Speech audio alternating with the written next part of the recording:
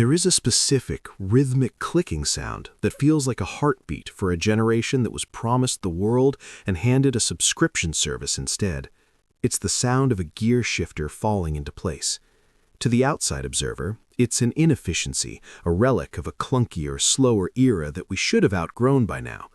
They see a pedal that makes your left leg ache in stop-and-go traffic, and a lever that requires constant nagging attention.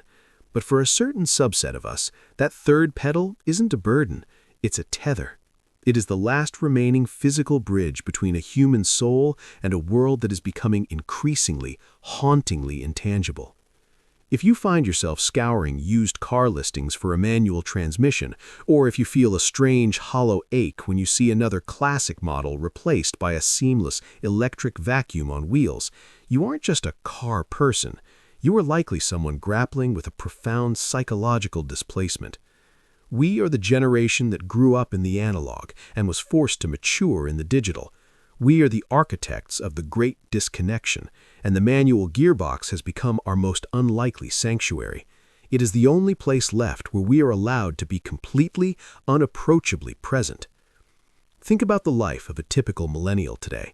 Your work is likely digital, lines of code, emails that vanish into the cloud, spreadsheets that represent money you never actually touch.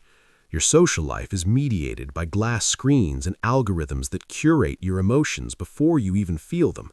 Even your relaxation is passive.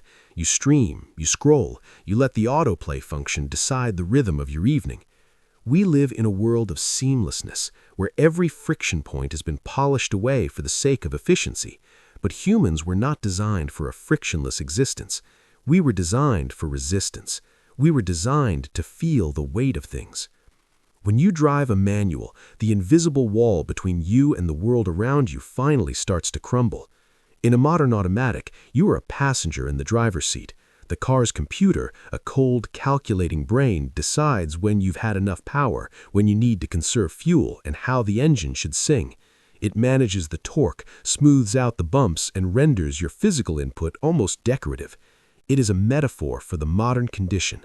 You are moving forward, but you aren't the one choosing the stride. But the moment you depress that clutch, you are engaging in an act of defiance. You are reclaiming the why. You are telling the machine that its efficiency is less important than your agency. There is a profound psychological concept known as effectance motivation, the innate human need to see a direct, physical result from our actions. In a world where our efforts often feel abstract and our impact feels negligible, the mechanical clack of a gear change provides a hit of dopamine that a like button could never replicate. It is the proof that you are here. You are doing this. The car is an extension of your nervous system, not a room you are sitting in while it moves through space. We have to look at the emotional erosion that defines our decade. We are tired. We are tired of being optimized. We are tired of everything being smart. Smart fridges, smart homes, smart cars, all of them designed to take the labor out of living. But what they really take away is the texture of living. When you lose the texture, you lose the flow state. Psychologist Mihaly Csikszentmihalyi described flow as that state of mind where you are so deeply immersed in a task that time seems to disappear. It requires a perfect balance of challenge and skill. For the millennial mind, which is constantly fractured by notifications and the comparison trap of social media, achieving flow is nearly impossible. Our brains are always half somewhere else, except perhaps when we are downshifting into a tight corner.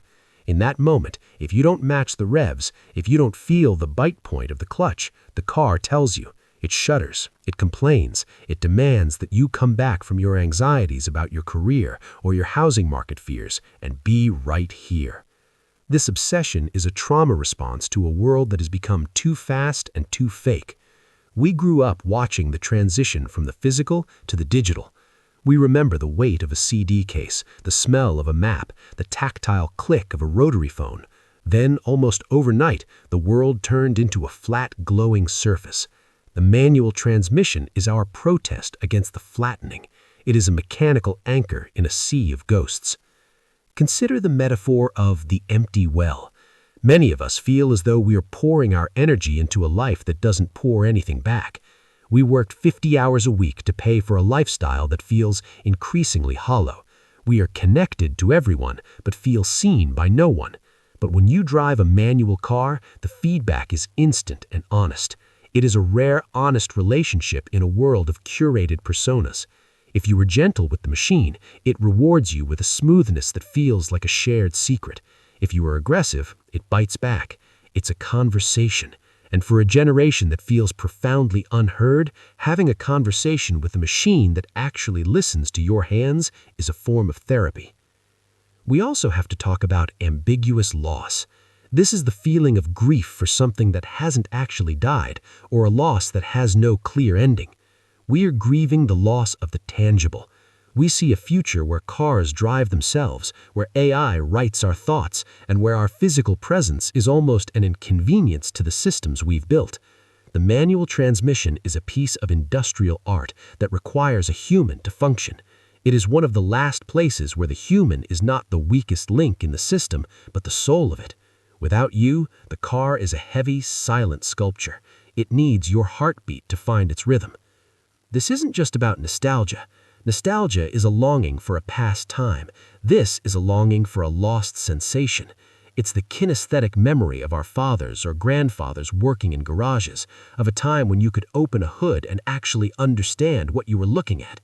Today, opening the hood of a car is like looking at the motherboard of a giant smartphone. You are forbidden to touch it. You are a user, not an owner. By choosing the manual, we are rejecting the user experience in favor of the human experience. We are looking for the micro-trauma of a stalled engine or a missed shift because those mistakes are ours. They are real. In a world where algorithms prevent us from making mistakes, auto-correcting our typos, suggesting our next purchase, rerouting our path to avoid traffic, we are losing the ability to fail and recover. The manual car gives us a low-stakes environment to practice being fallible humans again. But there is something deeper here, something that touches on the very core of our identity. For many millennials, the car was the first taste of true freedom. It was the escape pod from a suburban childhood or a stifling home life, and that freedom was always linked to the work of driving. You didn't just get in and go, you operated the vehicle. You were the pilot. Now that freedom is being sanitized. When a car parks itself, when it stays in its lane automatically, when it brakes for you, it isn't just helping you, it is slowly, quietly taking away your locus of control. In psychology, your locus of control is the degree to which you believe you have power over the outcomes in your life. When the world feels chaotic, when politics, the climate, and the economy feel like storms we cannot weather, we retreat to the things we can control. We retreat to the gear lever. We find a strange, melancholic peace in the coordination of four limbs working in unison to achieve a single goal: motion. Left foot down, right hand move. Left foot up, right foot press. It is a dance. It is a meditation. It is a way of saying, I am still the one moving myself through this world. But as the world pushes harder towards a future of total automation, those of us clutching these shifters are beginning to feel like survivors of a sinking ship, holding on to the last pieces of driftwood. We know the end is coming. We know that soon the three-pedal lifestyle will be priced out, regulated out, or simply engineered out of existence, and that knowledge adds a layer of anticipatory grief to every drive. Every shift feels like a goodbye. We aren't just obsessed with an old technology. We are trying to remember what it feels like to be necessary. We are trying to prove that our touch still matters, that our focus has value, and that efficiency is a poor substitute for the soul-deep satisfaction of being perfectly in tune with a machine. We are looking for the friction, because without friction, there is no heat, and without heat, we are just cold observers of our own lives. This leads us to a painful realization. We are the last generation that will ever truly know what it means to be mechanically synchronized. For those who come after us, the car will be a mobile living room, a seamless transit pod that requires nothing but a destination. But for the millennial, that lack of requirement feels like a lack of existence.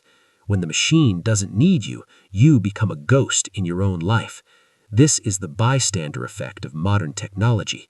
We are present for the journey, but we are no longer the protagonists. The manual gearbox is a physical protest against this obsolescence. It's a way of saying, I refuse to be a passenger in my own story. Think about the concept of cognitive load. Modern design tells us that the less we have to think, the happier we are. We want one-click ordering and frictionless interfaces, but psychology suggests the opposite. When we remove the mental load of a task, we remove the meaning. If a mountain has an elevator to the top, the view from the peak loses its power. The struggle is what authenticates the achievement. By choosing to manage the gears, to listen to the engine's RPMs, and to anticipate the road 3 seconds ahead, we are opting into a healthy burden. We are choosing a task that demands our presence, and in return, it grants us a sense of competence that a digital world has stripped away. We have spent our adulthoods being told